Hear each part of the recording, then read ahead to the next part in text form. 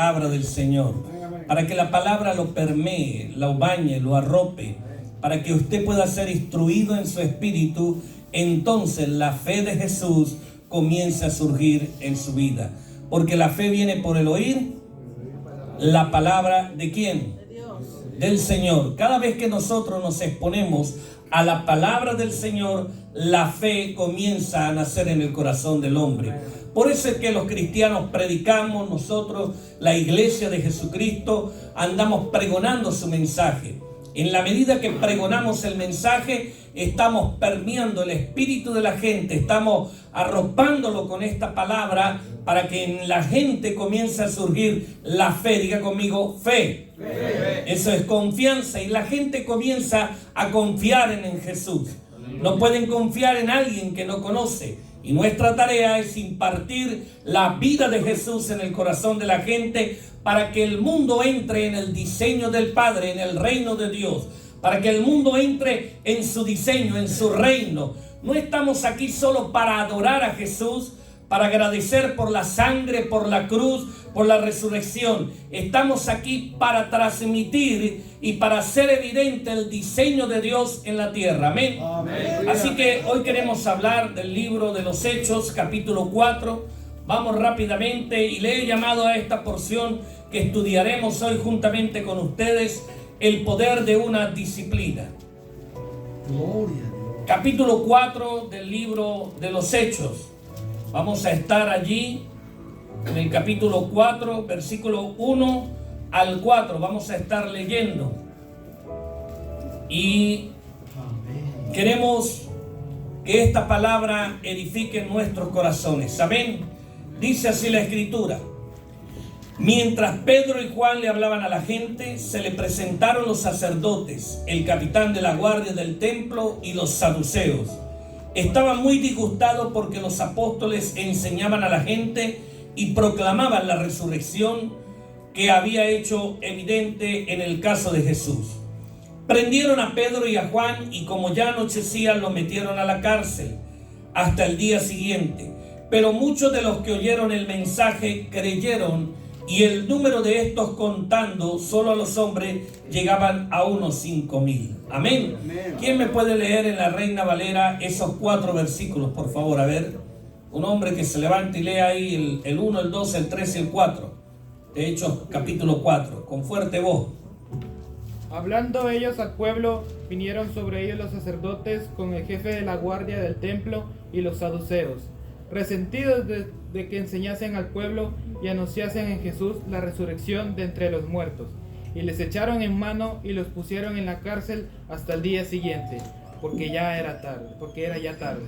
Pero muchos de los que habían oído la palabra creyeron, y el número de los varones era como 5,000.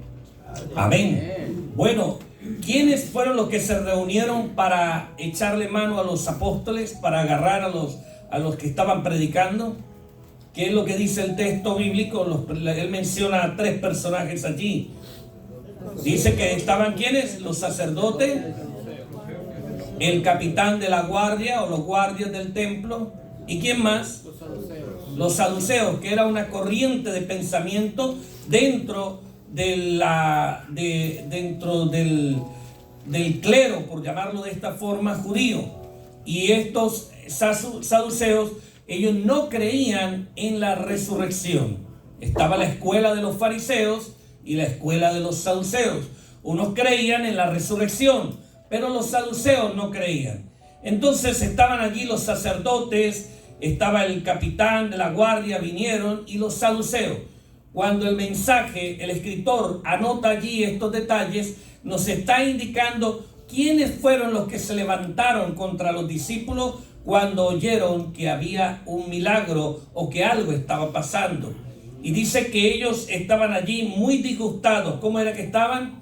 Estaban enojados. ¿Por qué estaban enojados? ¿Qué dice el texto número 2 allí? Resentidos de que enseñasen al pueblo. Estaban resentidos de que enseñasen al pueblo. ¿Y qué enseñaban al pueblo? Siga leyendo. Anunciasen en Jesús la resurrección de entre los muertos. La resurrección. Entonces, como primer elemento que nos narra este capítulo 4, podemos nosotros darnos por entendido, según el escritor, que la gente que se levantó contra los discípulos fueron aquellos que no creían en la resurrección. ¿Por qué hacemos este argumento? ¿Por qué nos basamos en esto? Porque el mismo versículo nos está dando argumentos de valor cuando describe quiénes fueron la autoridad que se levantó contra los discípulos. Eran sacerdotes, el capitán de la guardia y los saduceos. Pero ¿por qué se levantaron contra ellos? Porque estaban resentidos, porque enseñaban que Jesús había resucitado. ¿De dónde? Y la resurrección de entre los muertos, ¿qué era? Para el mundo espiritual. ¿Qué fue lo que sucedió? Pedro nos dice que Cristo descendió y estuvo allí y arrebató. Pedro estuvo allí, Jesús estuvo en la profundidad de la tierra y quitó la autoridad que había perdido el hombre al mundo espiritual. El hombre había perdido la autoridad espiritual desde el huerto del Edén. ¿Por qué? ¿Por causa de qué? De la desobediencia. Recuerde que fue un acto de desobediencia lo que generó que el hombre, una sola cosa le dijeron que no tocara y fue lo primero que tocó. Amén. ¿Cómo se parece hoy en día? Usted le dice a un niño, no toque, y al niño toca. No se pare y se para. Porque está intrínsecamente ligado la naturaleza adánica a nosotros cuando nacemos, desde que nacemos. Por eso es que tenemos que ser expuestos a la palabra del Señor, para que la naturaleza de Cristo haga lo nuevo y lo que tiene que hacer en nosotros. Un niño, usted le dice, no toque, y él toca. No meta el dedo en el enchufe, en el tomacorriente, y ¿qué es lo que hace? Y gracias a Dios que aquí en América inventaron un tapa. Amén. Cuando uno llega a una casa hay un montón de... Uno dice, hay un niño por ahí, no está pendiente. Sí, ¿por qué? Porque el niño vive metiendo el dedo. Y usted le dicen, no haga eso, y es lo que más hace, más rápido. Al chiquillo cuando está creciendo, cuidado que sale con la novia. Ya en nuestros pueblos, en nuestra América del Sur, él le dice, cuidado que esa la puede embarazar, y al rato está hinchada. Que la picó, no sabemos qué fue, pero a los 9 meses nace un bebé. Y hay gente que yo no sabía qué pasó, porque estamos ligados a hacer lo que nos dicen que no hagamos. Eso viene desde Adán. Adán se le dijo, no haga esto, y fue lo primero que hizo. Pero el hombre estaba separado de Dios a causa de la obediencia, pero vino Cristo, diga conmigo, Jesucristo. Jesucristo. Y por eso era que a ellos no les gustaba que predicaran el nombre de Jesucristo, porque Jesús de Nazaret estaba bien, era el carpintero, aquel, el hijo de José, un predicador. Pero cuando a Jesús se le coloca el Cristo, ya no estaba bien para los judíos, para el clero, porque significaba el que salva. Diga conmigo, el que salva. El que salva tenía que ver con ese yacer. ¿Recuerdan el domingo pasado? El que paga ¿qué? Tu deuda. Diga conmigo, paga la deuda. O pagó la deuda. ¿Cuál deuda? De obediencia. Recuerden, el hombre desobedece en el huerto del Getsemaní, y Cristo en el huerto del Edén. Desobedece el hombre. ¿Y dónde obedece Cristo? En el huerto del Getsemaní. Trae una vida de obediencia y la ratifica allí en su oración. Como hombre sentía una gran preocupación de lo que iba a haber, porque él sabía lo que iba a pasar. Pero él dijo, no se haga mi voluntad, la del Padre. Y es lo que el Señor estaba allí esperando, el Padre, que el hombre hiciera la voluntad de Él y no la voluntad de sí mismo. Y allí Jesús paga nuestra deuda de obediencia. También Jesucristo tiene que ver con el que rompe el cerco. Todo ese sistema de creencias que hemos sido formados, que hemos estado expuestos porque nacimos en una naturaleza caída y absorbemos lo malo. ¿Qué es las primeras palabras que le enseñan a un latino cuando viene aquí a los Estados Unidos en el mundo? ¿Qué es lo que le enseñan? Lamenta. Lamentada de mamá al otro, porque no es simplemente sacarle, decir malas palabras, sacar palabras obscenas. ¿Y cómo se las aprende rápido? ¿Se acuerda que usted aprendió primero a decir eso, que thank you? Desea, las malas palabras son las que, porque estamos ligados nosotros a aprender lo malo. Entonces todo ese sistema de formación, de creencia, toda esa información de la naturaleza caída es la que nos rodea y la que nos tiene cercado. Pero vino Cristo para romper el cerco por medio de su sacrificio en la cruz del Calvario. Entonces Dicho esto, amado hermano, por eso ellos no querían que predicara el nombre de Jesús, el Cristo, porque ellos le ofendían. Y vino el Señor y también significaba el yacer, el que salva, el que hace volver del destierro. El hombre en la tierra de espinos y cardos, y es introducido ¿a dónde? A la presencia de Dios, a la comunión. El huerto es una figura, el huerto del Edén, de comunión, de coinonía. ¿Cómo andaba el hombre en el huerto del Edén? En comunión constante con el Señor. Su espíritu estaba conectado al Padre. No había problema. Ahora, cuando el Padre viene y habla, el hombre no lo escuchó en su espíritu. ¿Dónde fue que lo escuchó? En su naturaleza, en sus sentidos. ¿Por qué tuvo miedo? ¿Acaso no hablaba siempre con Dios? No fue porque el hombre, me comí la fruta. No. Fue porque oyó a Dios desde afuera y no desde adentro. Aleluya. Porque Dios estaba dentro de él, había soplado y tenía una comunión, una unión común con el hombre. Pero a causa de la desobediencia, el hombre no se dio cuenta que Dios estaba llamándolo, sino que lo comenzó a oír fue con sus oídos y por eso se esconde. Por eso la gente hoy en día, cuando le hablan de las cosas de Dios, y a veces Dios hace un llamado a la gente y le dice: José, ¿para dónde va? Y lo escucha afuera, y José dice: un día Dios me habló, y comenzó a caminar con el Señor. Porque la voz de Dios desde afuera genera temor en el hombre, pero la voz de Dios dentro del corazón del hombre genera formación, genera conexión, genera construcción y permite manifestar el diseño. Y es lo que el Padre quiere que usted y yo recuperemos en este lugar. Usted viene los domingos para ser expuesto a la enseñanza. Y hay de aquellos predicadores que son chafas y vengan a enseñar. Ustedes ya tienen un buen maestro y han venido buenos maestros.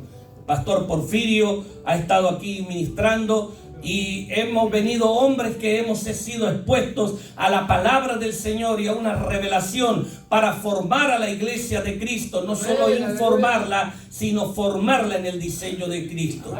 Así que es necesario que ustedes continúen en esta tarea de domingo a domingo, de viernes y sábado, que tienen también sus clases, y puedan ser formados, capacitados para el ministerio, para transmitir el reino de Dios que está dentro de ustedes. Amén. Así que hoy necesitamos nosotros recordar estas palabras. Cristo vino y salvó al hombre. ¿De qué? Del destierro, y lo volvió a conectar al huerto del Edén, a la comunión con el Padre, para que entonces manifestemos su diseño. Y eso era lo que estaba predicando ellos. Por eso hubo tal alboroto. Y esta palabra, tal alboroto, sí, porque enseñaban a Jesucristo, estaban resentidos y decían que Él resucitó. Porque si resucitó significa que había muerto. Y más adelante Pedro dice que Él es la piedra angular. Todo el viejo pacto era una sombra de lo que había de venir. Y al haber muerte, había allí conciliación, había un pago por los pecados. Pero este que murió también fue este mismo que resucitó. Y eso no le gustó a los saduceos. Los saduceos no creían en la resurrección. Y hay gente que se enoja cuando uno le habla de la palabra. Estamos allí propensos a que eso suceda. Pero tú habla la palabra. Habla lo que sabes, y lo que no logras comprender, pregunta, investiga, indaga, pero habla la palabra. Primer elemento que sucede allí es que la autoridad de Israel los llamó a cuentas. ¿Estaban qué? Disgustados, resentidos. ¿Por qué estaban resentidos? Porque enseñaban la palabra y proclamaban la resurrección.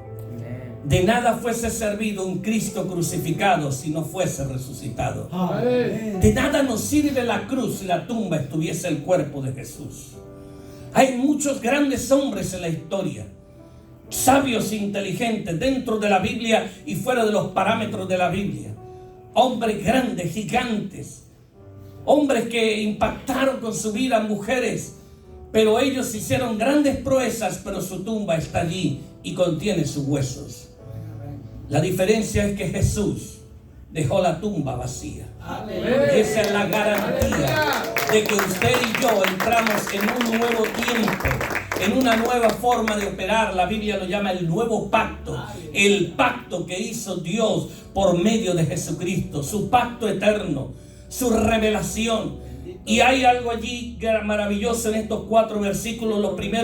El primer elemento que quiero sacar para enseñanza nuestra es que todo empezó cuando ellos iban ¿a dónde? ¿A dónde iba Pedro y Juan? ¿Y qué iban a hacer? Cuando iban a orar. Todo empezó, todo ese alboroto, cuando un par de hombres decidieron cumplir la disciplina. Eran disciplinados. Iban a la hora novena a orar. Diga conmigo, disciplina. Constancia. Y es lo que necesitamos hoy en nuestras vidas.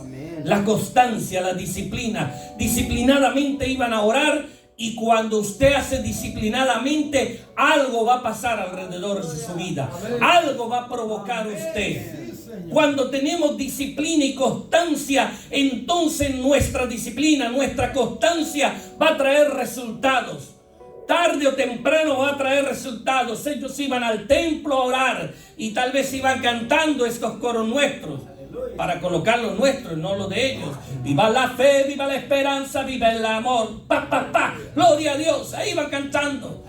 Iban al templo a orar. Y todos los días lo hacían, todos los días. Pero ese día hubo una particularidad. Un hombre necesitaba una moneda. Y Juan y Pedro estaban como los cristianos hoy en día, sin dinero, pero tenían algo que dar. Bueno, aquí en América, aunque sea $1, usted da.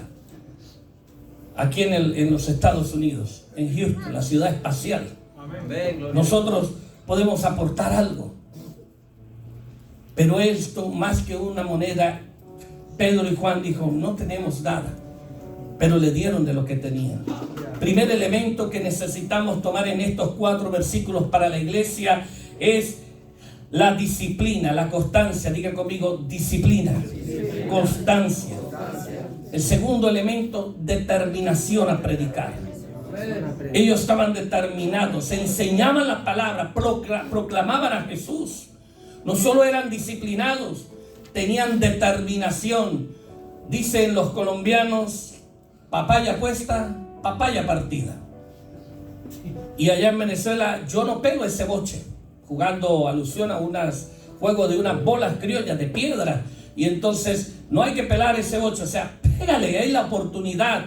No sé cómo lo dirían los mexicanos, centroamericanos, pero usted no pierde, en un castellano más explícito, no pierda la oportunidad de manifestar a Jesús. Ellos no la perdieron. Ellos de una vez enseñaron la palabra y proclamaban la resurrección. Porque sucedió un milagro, a milagro sucedido, predicación anunciada. Y ahí estaban ellos. 2 elementos que usted tiene que tomar de estos pasajes: disciplina, constancia. Tenga disciplina, tenga constancia en lo que usted ha decidido hacer. Venir los domingos a las 10, llegue a las 10. Si llega a las 7, llegue a las 7. Porque en esa constancia tendrá usted resultados. Las consecuencias, dice que al finalizar la tarde, ¿qué pasó? Ellos lo metieron presos. Ya era la noche y se lo llevaban. Vamos. Siempre va a haber consecuencias. Diga conmigo, consecuencias. Lo tercero que vemos en este pasaje son las consecuencias. Hubo una positiva y una no tan positiva. La positiva dice que 5,000 personas, hombres, se convirtieron. Y la otra, que no fue tan positiva, los metieron al bote a dormir. No importa que usted, iglesia de Jesucristo, iglesia de la revelación eterna, no importa que a veces usted haga todo bien y Dios está respaldando allá afuera gente, sanando gente, haciendo milagros, ya salvando a los perdidos. Y tal vez tu hijo todavía está perdido en casa. Tal vez tú estás enfermo, tienes un enfermo en casa, un familiar. Y tú dices, está sucediendo algo allá, pero aquí dentro no. ¿Cómo pasó esa noche Pedro y Juan? Señor, se salvaron 5,000, pero estamos aquí presos. No indica que aunque la gloria de Dios se manifieste, a ti te va a estar también en gloria. Somos la gloria de Dios, somos la expresión de la gloria de Dios en la tierra. Pero no indica que está sujeto, obligado el soberano a que como tú hiciste algo te va a ir de maravilla. Estaban en el bote, estaban presos, estaban en la cárcel. Hay cosas que tú tienes que ser disciplinado, constante, determinado a predicar, pero las almas se están salvando. Diga conmigo, 5,000. Eran sin contar las mujeres, solo contaron los hombres. Era cultura judía contar. Pero ellos no eran latinos, si no tendríamos 15,000. No tenían de a 2 mujeres, de a una sola tenían. Sí, alguien me dijo, pastor, ¿y cuánto había? Se fueron como unos 12,000, 14,000 personas que se convirtieron. Porque si habían mujeres, habían 5,000 hombres, habían mujeres y habían niños también. Multiplicados sí eran ellos bastante. En ese tiempo también la gente se multiplicaba. Promedio de 3, 4 hijos por casa mínimo. Siempre eran bastantes los chamacos. Así que hubo una gran multitud que oyó el mensaje de Jesús. Oyeron el mensaje. Las consecuencias, 5,000 convertidos. Pero ellos estaban en la cárcel. Vamos a leer del capítulo 5 del capítulo 4, versículo 5 al número 12. Ayúdeme allí, mi hermano. Usted mismo, léalo fuerte voz. 5 al 12, ¿no? Del 5 al 12. Aconteció el día siguiente que se reunieron en Jerusalén los gobernantes, los ancianos y los escribas, y el sumo sacerdote Anás y Caifás, y Juan y Alejandro, y todos los que eran de la familia de los sumos sacerdotes. Y poniéndoles en medio, le preguntaron: ¿con qué potestad o con qué nombre habéis hecho vosotros esto? Entonces Pedro, lleno del Espíritu Santo, les dijo: gobernantes del pueblo y ancianos de Israel, puesto que hoy se nos interroga acerca del beneficio hecho a un hombre enfermo, de qué manera este haya sido sanado, sea notorio a todos vosotros y a todo el pueblo de Israel, que en nombre de Jesucristo de Nazaret, a quien vosotros crucificasteis y a quien Dios resucitó de los muertos, por él este hombre está en vuestra presencia sano. Este Jesús es la piedra reprobada por vosotros los edificadores, la cual ha venido a ser cabeza del ángulo. Y en ninguno de otro hay salvación, porque no hay otro nombre bajo el cielo dado a los hombres que podamos ser salvos. Amén. No hay otro nombre en el cual podamos ser salvos. Y ese nombre es el nombre ¿de quién? Jesucristo. De Jesucristo. Entonces, estos versículos que hemos leído, analizamos varios elementos. ¿Quién interrogó a los discípulos? La autoridad eclesiástica.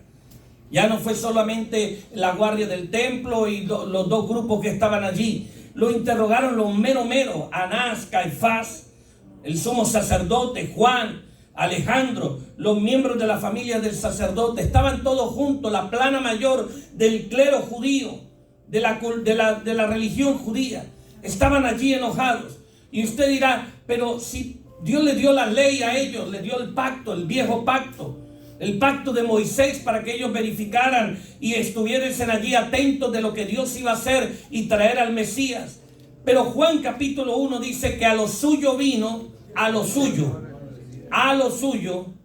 en singular dice Juan, a lo suyo vino, mas los suyos, plural, no le recibieron. Él vino a su misión, él vino a su tarea. Y su tarea era anunciar el reino de Dios. Y dijo: arrepentíos, convertíos, que el reino de los cielos se ha acercado. Venga tu reino, le dijo a los discípulos del Padre Nuestro.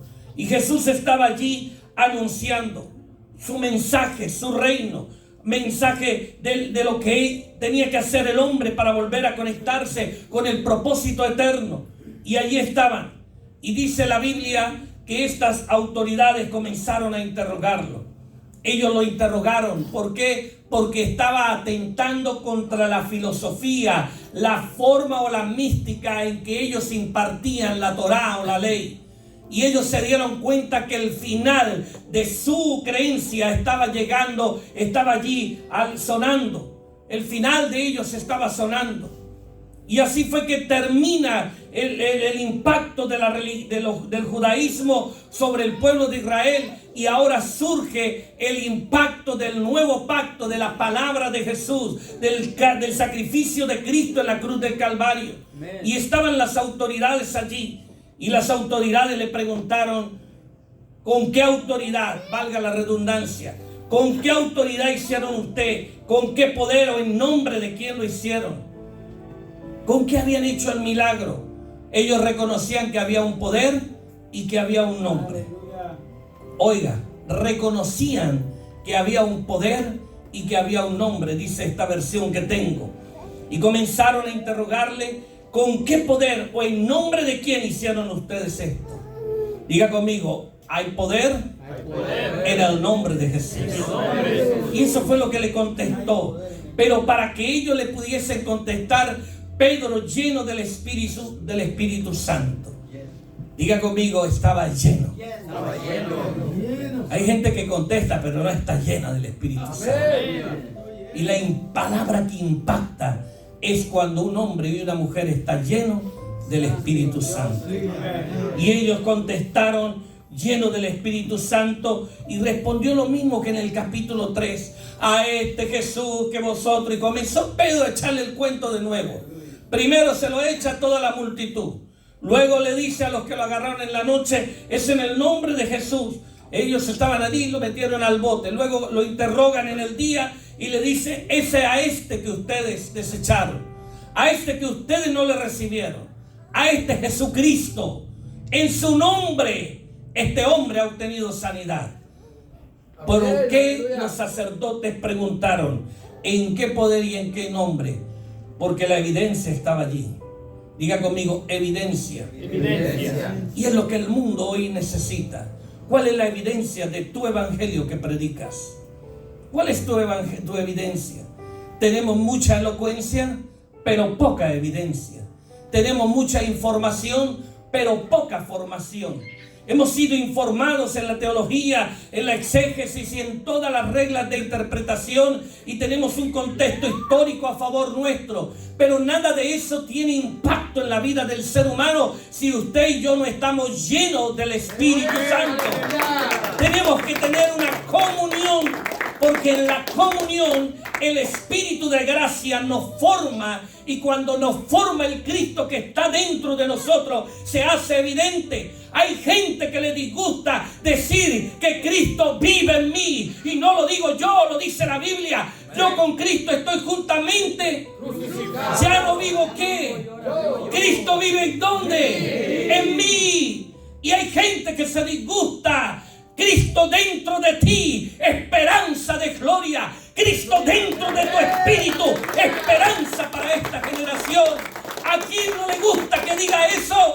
Al mundo de las tinieblas, al que anda chueco, el que anda en pecado, el que anda en adulterio, el que anda robando, el que anda echando a perder el evangelio de Dios con su testimonio.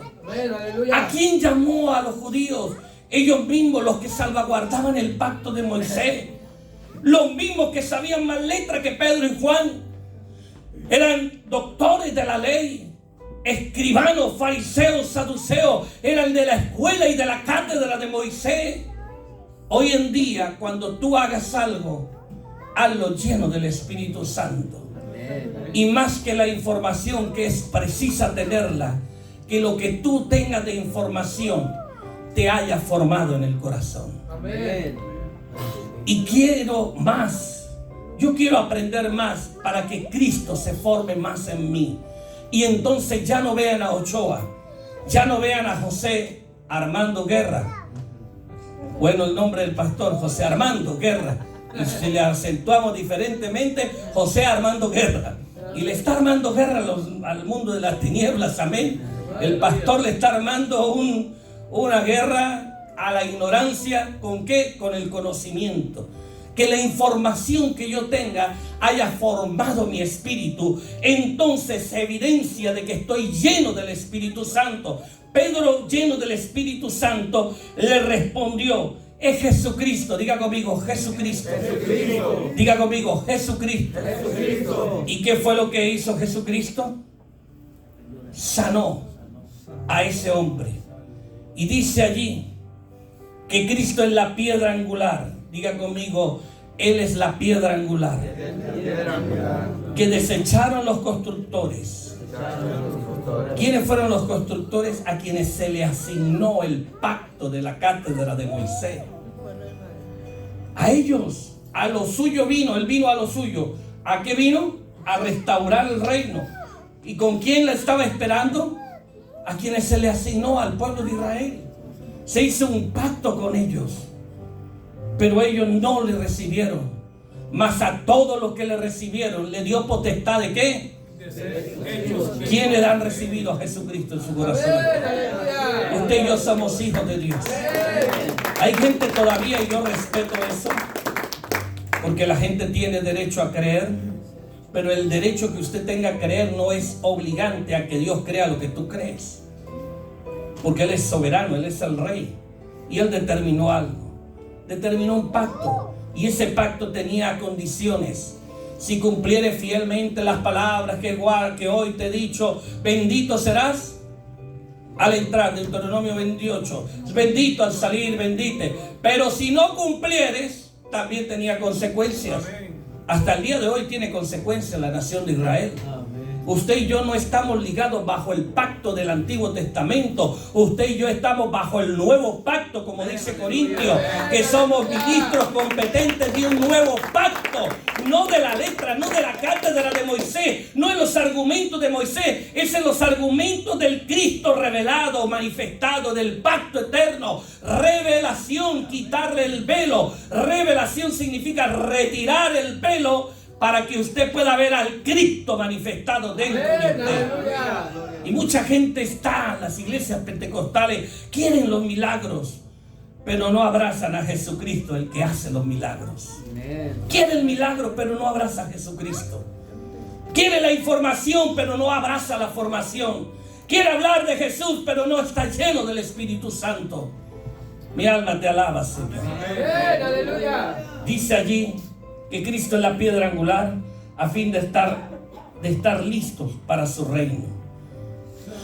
¿Qué es lo que mandó Jesús a decir en el sermón? Buscar primeramente ¿qué?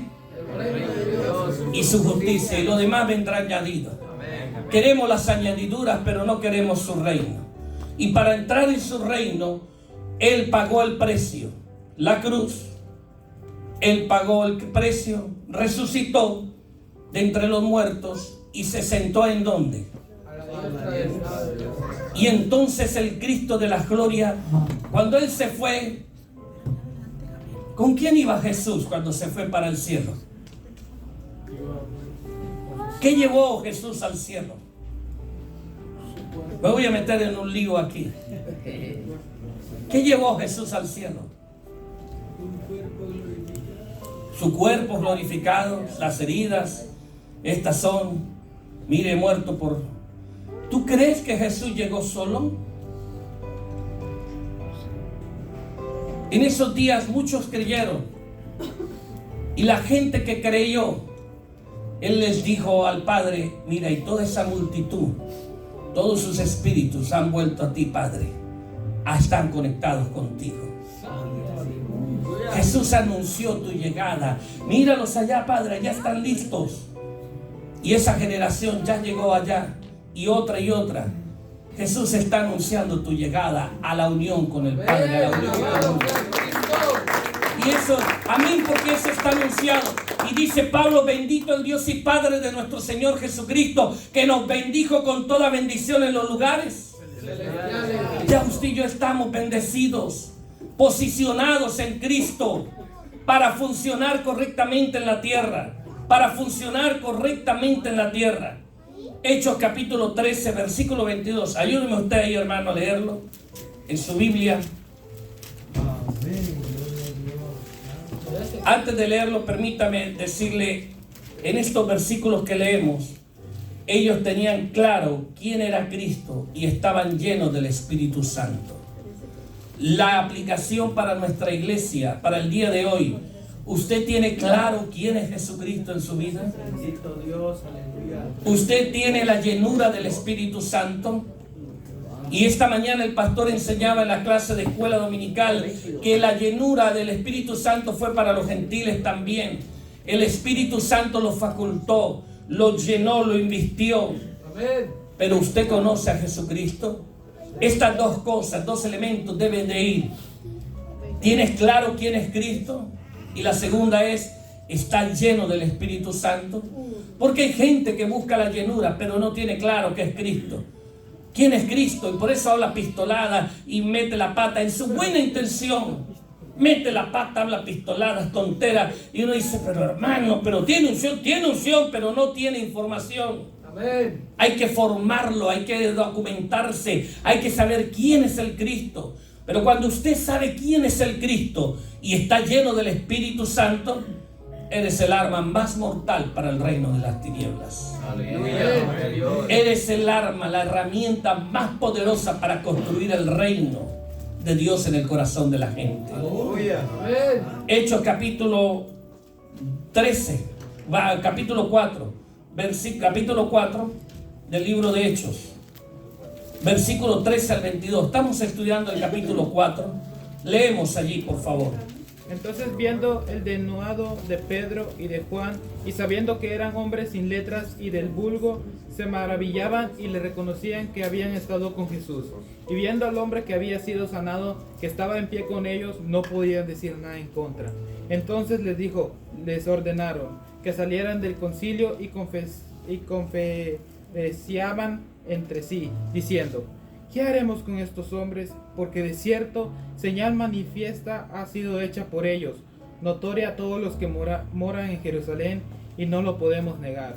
Sin embargo, para que no se divulgue más entre el pueblo, amenacémosle para que no hablen de aquí en adelante a hombre alguno a este nombre. Y llamándolos, le intimidaron que en ninguna manera hablasen ni enseñasen en el nombre de Jesús. Mas Pedro y Juan respondieron, diciéndoles: juzgad si es justo delante de Dios obedecer a vosotros antes que a Dios, porque no podemos dejar de decir lo que hemos visto y oído. Ellos entonces le amenazaron y le soltaron, no hallando ningún modo de castigarles por causa del pueblo, porque todos glorificaban a Dios por lo que se había hecho, ya que el hombre en quien se había hecho este milagro de sanidad tenía más de 40 años. Aleluya. ¿Cuántos años tenía ese hombre? Más de 40 años. Y era evidente de que este hombre había sido curado ¿de qué?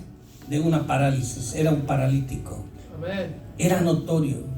En cada generación Dios va a utilizar cualquier circunstancia extraña o fea, por lo más fea que parezca, para manifestar su gloria.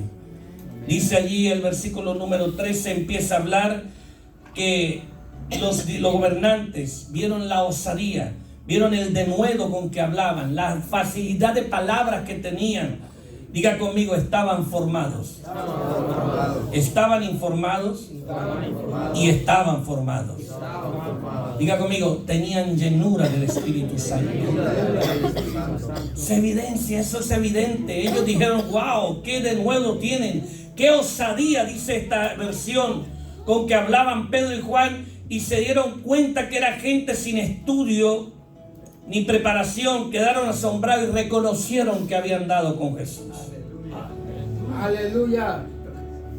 Aunque ellos no tenían el estudio y la preparación de los hombres, habían sido preparados y formados por el reino de Dios. Aleluya. Porque el reino de Dios no es de este mundo, y es lo que mucha gente no entiende.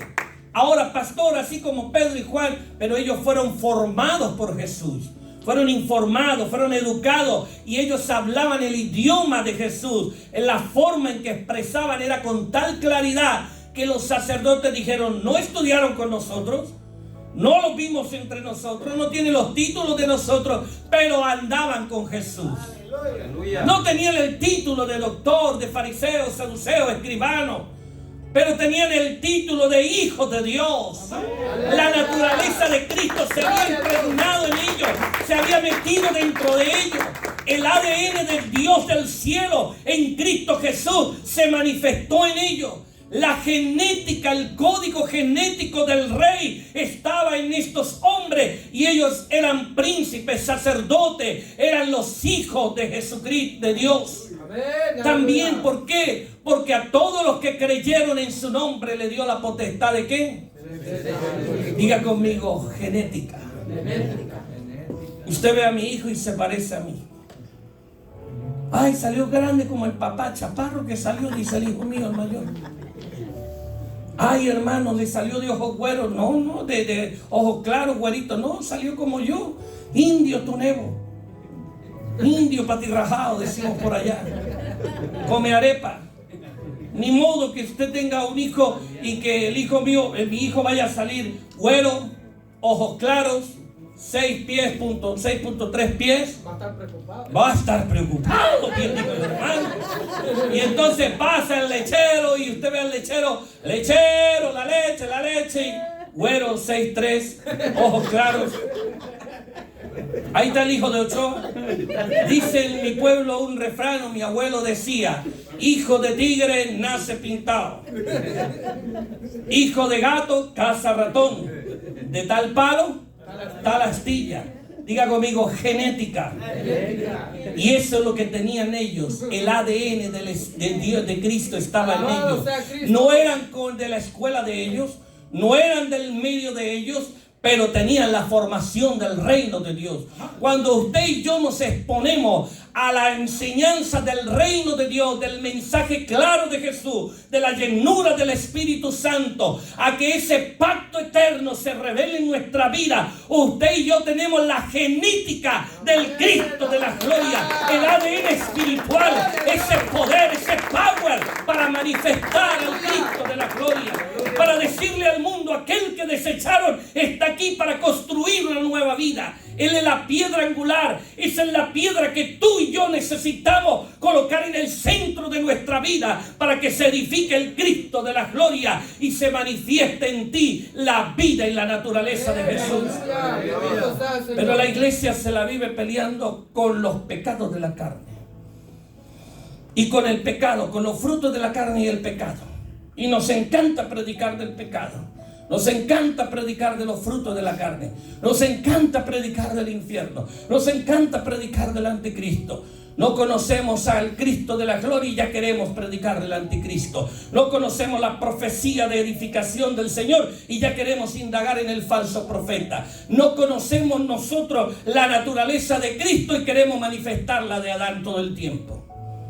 Pero cuando tú eres expuesto a la palabra de Dios, no importa lo que está pasando allá afuera, pero en ti está pasando que la nueva naturaleza comienza a crecer y comienza a ser desechada.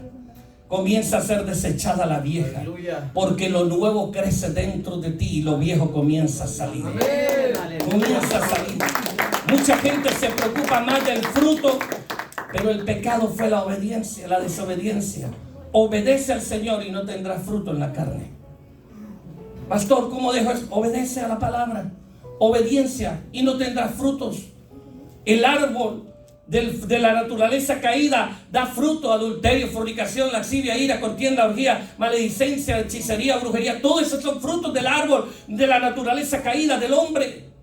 ¿Cómo mochamos ese árbol? Obediencia. El pecado fue amartía. Y amartía era que tuvo la buena intención de pegarle al blanco, errar al blanco. No le pegó al blanco, por cuanto todos erraron al blanco, fueron destituidos de la gloria de Dios. Amartía significa errar al blanco. Y el blanco era un círculo y el hombre arrojaba una lanza y pegaba a un lado y el entrenador decía: amartía, erró al blanco. De ahí viene la palabra pecado. Tuvo la intención de pegarle al blanco, pero no le pegó. Por cuanto todos tuvieron la intención de hacer lo bueno, no lo pudieron hacer porque fue en su naturaleza caída adánica. Pero vino Cristo y en la naturaleza del Padre, Él le pegó al blanco y eso se llama obediencia. Cuando tú comprendes qué es el pecado, entonces sí, el pecado es cerrar al blanco. Pero vino Cristo y Él llegó y hizo lo correcto. Padre, no sea esta mi voluntad, sino la tuya. Aleluya. Y en la cruz dijo: consumado es, he cumplido la tarea. Aleluya. Y resucitó, y luego en el monte le dijo: vayan y hagan discípulos a todas las naciones, sumérjalos bajo el conocimiento del Padre, del Hijo y del Espíritu Santo. Bautismo, sumergirlos. Pero más que una acción literal que nos gusta echarle agua a la gente, por eso usted escucha a Pablo, que Pablo dice: a mí el Señor no me mandó a bautizar. Porque Pablo comprendió el sentido completo de ese mandato, era sumergirlos en el conocimiento. Pastor, hay que echarle agua, échale agua, pero también conocimiento del Padre, conocimiento del Hijo, conocimiento del Espíritu Santo. ¿Por qué? Porque en el conocimiento de la naturaleza divina en ti y en mí se manifiesta el Cristo de la gloria. La autoridad sucumbió ante la verdad. En este pasaje que leyó mi hermano, acaba esos 11 versículos 12, la autoridad sucumbió. No podemos hacer nada. Ciertamente, se le dijeron, salgan un momento, y ellos se colocaron a hablar entre sí. Hay una evidencia, diga conmigo, evidencia. Evidencia. Y estaba la evidencia de Cristo allí. Y dice allí en el versículo 14 que era una evidencia milagrosa. Ciertamente, dice allí, le acompañaba el hombre allí que había sido sanado y no tenía nada que alegar, nada que responder. La evidencia les acompaña. Se reunieron para hacer control de daño. ¿Qué vamos a hacer? Bueno, vamos a amenazarlos y a decirles que no hablen más en el nombre de Jesús, y lo amenazamos que le vamos a dar látigo. Y para el judío castigarlo por parte del templo, de los sacerdotes del templo, era una afrenta. Y ellos dijeron, con esta afrenta que le decimos que le vamos a dar, no va a pasar nada, ellos se van a quedar callados. Y convinieron a hacer eso, y dice que los llamaron. Versículo 18, les ordenaron terminantemente que dejaran de hablar y enseñar acerca del nombre de Jesús. ¿Y a quién le dicen? A Pedro y a Juan. Mira lo que hace una persona llena del Espíritu Santo. No es justo delante de Dios obedecer. No es justo delante de Dios obedecer a ustedes en vez de obedecerlo a Él. Júzguenlo ustedes mismos. Nosotros no podemos hablar de lo que hemos visto y oído. Aleluya. Hoy la iglesia necesita ver y oír. Ver el diseño de Jesús en el corazón del pueblo y oír la voz del Señor dentro de su corazón. Aleluya. Cuando usted se aprende, está constantemente viendo y oyendo al Cristo de la gloria, nada lo va a detener, ninguna circunstancia. Es verdad que puedo estar enfermo, pero puedo orar por alguien y sanar. Yo tenía una situación hace muchos años y oré por una persona y recibió el milagro, pero yo también necesitaba un milagro. Y me fui y me arrodillé allá en la iglesia. Señor, pero a él le hiciste el milagro y a mí no. ¿Por qué? El hecho que Dios te use no es garantía que también apruebe tus peticiones. Amén. ¿Por qué? Porque Él tiene un propósito soberano, eterno en cada proceso que vive. Amén. En cada circunstancia que vive, Dios tiene un proceso, Amén. una razón. Amén. Y tú serás agua para otros y tal vez tengas sed dentro de ti. Tú serás un milagro para otros, pero tú esperas también un milagro. Diga conmigo, procesos de Dios. Proceso de Y Él es soberano. Y allí estaban ellos, allí se reunieron para el control de daño. Estaban allí analizando, lo mandaron a callar, no se callaron y lo amenazaron. Y ellos dijeron, ¿es justo guardar silencio? Yo quiero preguntarle a la iglesia, ¿cuántos años llevamos guardando silencio? El pastor decía algo por el Espíritu Santo. El mundo está en caos. Terremotos en varias partes del mundo, miles de muertos, decenas de miles de muertos. Pero aquí estamos tranquilos, porque los muertos no son familia nuestra. El hambre no ha tocado a un familiar o no me ha tocado a mí. La enfermedad no me ha tocado. Hay una iglesia que guarda silencio. Y es la iglesia que está bajo el misticismo, bajo la religión, bajo un pacto antiguo, bajo un pacto viejo. Una iglesia que no tiene la revelación de Jesucristo va a guardar silencio. Es una iglesia sumisa, domesticada. Es la mascota del mundo. Pero una iglesia que oye y ve a Jesús en su diario andar es una iglesia poderosa que no guarda silencio. Es una iglesia que no calla ante la gente. Pasaríamos horas contando testimonios. Pero en Venezuela yo he podido manifestar el diseño de Cristo en medio de los lugares. Uno pequeñito. Febrero del 2021 prediqué sobre la integridad y la verdadera acción de un gobernante para este tiempo. Y estaban varios alcaldes del eje Valle del Tuy y yo hablé acerca de estas verdades. Alguien me dijo antes de pasar, pastor, cuidado, les tira piedra. ¿Piedra? Le voy a tirar con la onda de David. Les voy a tirar con las flechas del pueblo de Israel. Les voy a tirar de todo. Les tiré piedra, arena, palos. Porque alguien tiene que evidenciar que sin Cristo usted actúa en una naturaleza caída. Y por eso es que los gobernantes roban, son corruptos. Usted les dice, pero usted se formó ahí porque quería ayudar al pueblo. Él tenía la buena intención. Él quería ayudar al pueblo, pero cuando vio la pelota de billete dijo, esto es para mí, papá. Porque en él reina la naturaleza caída y no la de Cristo. Pero un gobernante que tenga el Cristo de la gloria dentro de él será un gobernante excelente, un empresario, un médico, un profesional, un obrero, una ama de casa. Porque no se trata de la buena intención, se trata del Cristo que vive dentro de mí. Diga conmigo, Cristo dentro de mí. Y por eso hablábamos de metanoía. Muchos arrepentidos, pocos convertidos. Muchos se quedaron como el gusano, como la larva, pero no, tú cumples el proceso y la riegas, pero vas para adelante, y metes la pata, pero vas para adelante, y te ven feo, pero vas para adelante. Pero un día abrirás y verán el esplendor de esa metamorfosis, de que tú eres un hijo, una hija de Dios, y te mirarán con el esplendor del Cristo manifestado.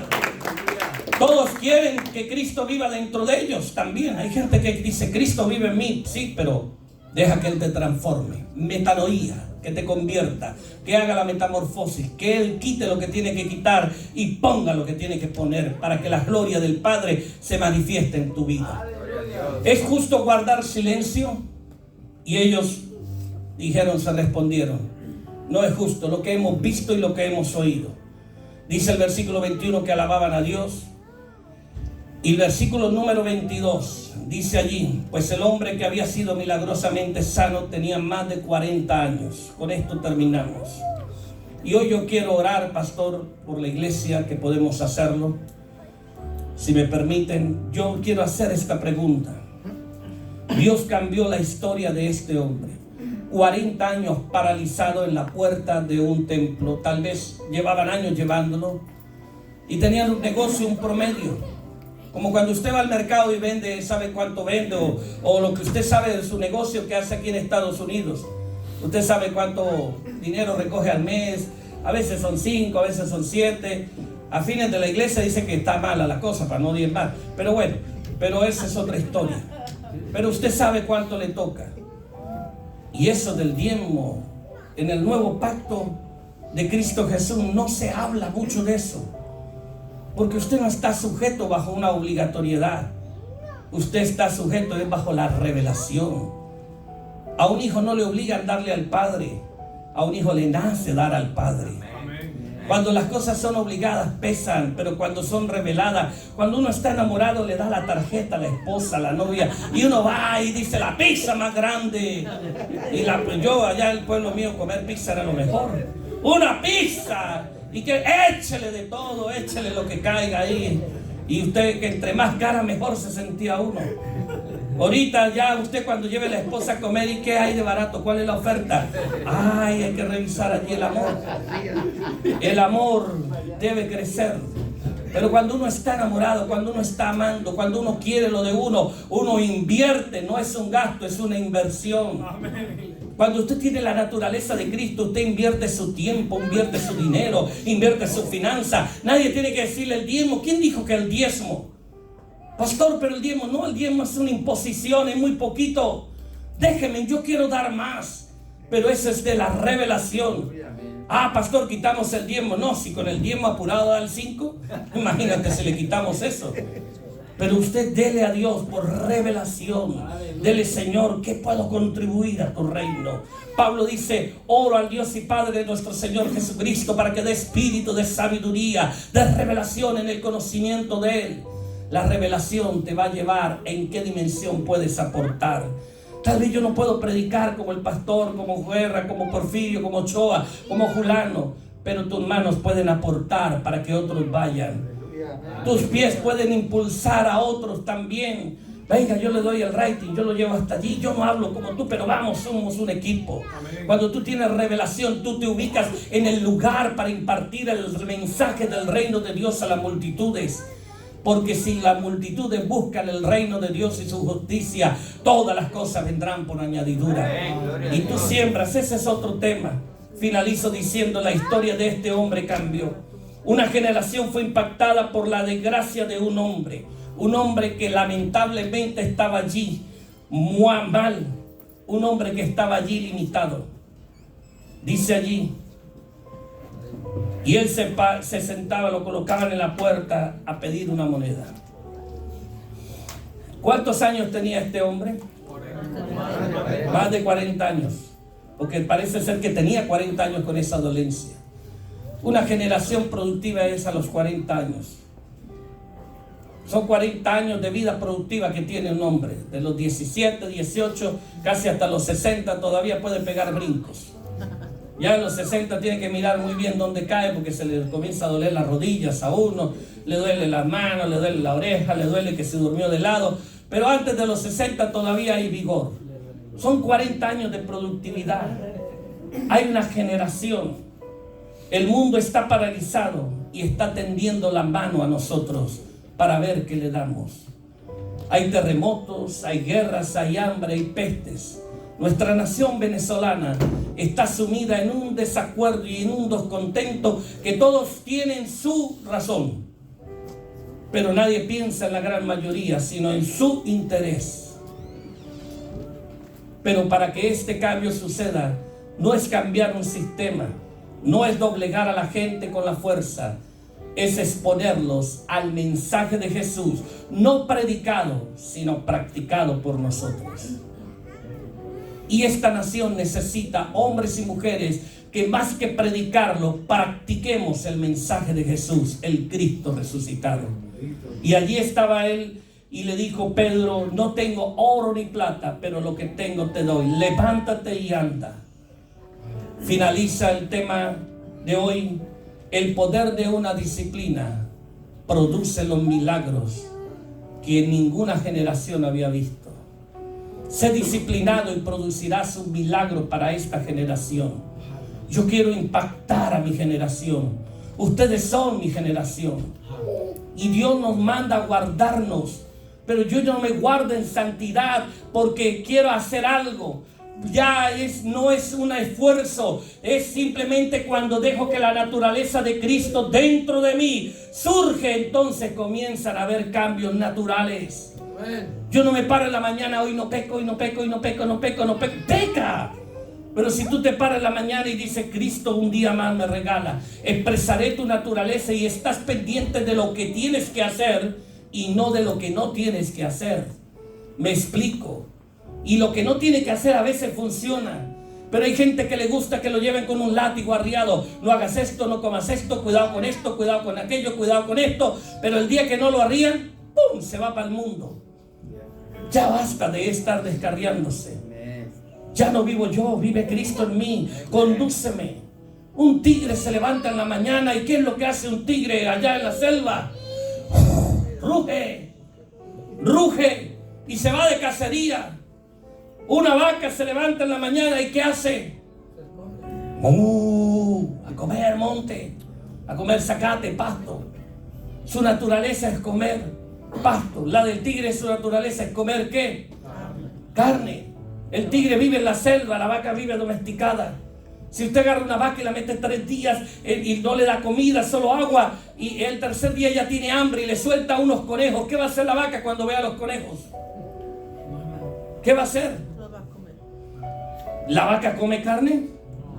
No, le voy a decir: hagan la fila, que el primer zacate que tiren es mío. A la filita. Hasta los anota. A ver, Pedro, hagan fila. Pero si usted mete un tigre en una jaula 3 días, no le da comida, 8 días, y le suelta 3 conejos, el tigre va a la iglesia, va a los retiros, canta, viene al culto del viernes, del sábado y del domingo, y el tigre ya es evangélico, y lo suelta, lo mete en la jaula 8 días sin comer, y le suelta 3 conejos. Y los conejos también son evangélicos. Tío Tigre, gloria a Dios, gloria. Adelante, hermanos, bienvenidos. Vamos a orar. Señor, gracias por estos alimentos que has traído. Y se los come, porque la naturaleza del tigre es comer. Si tú habitas en los pecados de la carne es porque tu naturaleza es caída. Pero la naturaleza del Espíritu te hace andar en el Espíritu. Amén. Y no tienes que andar allí diciendo: Señor, ayúdame. Hoy yo quiero vivir un día a la vez. Sí, vivo un día a la vez, pero en la revelación de Cristo. Aleluya. El mundo está paralizado y tiende su mano esperando de ti. Algo tú tienes para dar.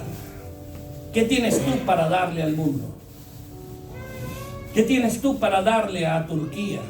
¿Qué tienes tú para darle a Siria? ¿Qué tienes tú para darle a México, a Nicaragua, a El Salvador? ¿Qué tienes tú para darle aquí a Houston? ¿Qué tienes tú para darle al área de Katy, para darle el área del sur, del west, del east, donde tú vives? ¿Qué tienes tú para dar a tu área? Diga conmigo, disciplina y llenura del Espíritu. Y cuando tú tienes la llenura y la disciplina, entonces tú vas a buscar la revelación y vas a entender que Cristo vino, fue a traerte vida y vida en abundancia, y vino a instaurar su reino en el aquí, en el ahora, en tu corazón, en mi vida, en el corazón de la gente. Y muchos se quieren ir al cielo. Tú le preguntas a la iglesia, ¿cuántos se quieren ir al cielo? Todos se quieren ir al cielo. ¿Cuántos se quieren ir al cielo? ¿Y aquí qué van a hacer? ¿Queremos dejar el trabajo a medias? No. Cuando nos toca, nos toca. Hay dos formas de irnos para allá. Una por el cementerio. Esa es una vía rápida. Y la otra vía, esperar que el Señor venga a buscarnos. Pero mientras que nos llevan al cementerio o el Señor viene, yo voy a hacer mi tarea. Voy a hacer mi propósito. Voy a hacer lo que tengo que hacer. El mundo está paralizado y tiene su mano tendida esperando que nosotros no se la llenemos con una sola moneda, una bolsa de comida o una palabra de consejo, sino que le digamos, levántate y anda, camina como yo camino con Jesús. Amén. Pongámonos de pie, por favor. Quiero finalizar con el tema: el poder de una disciplina transforma una generación. Vamos.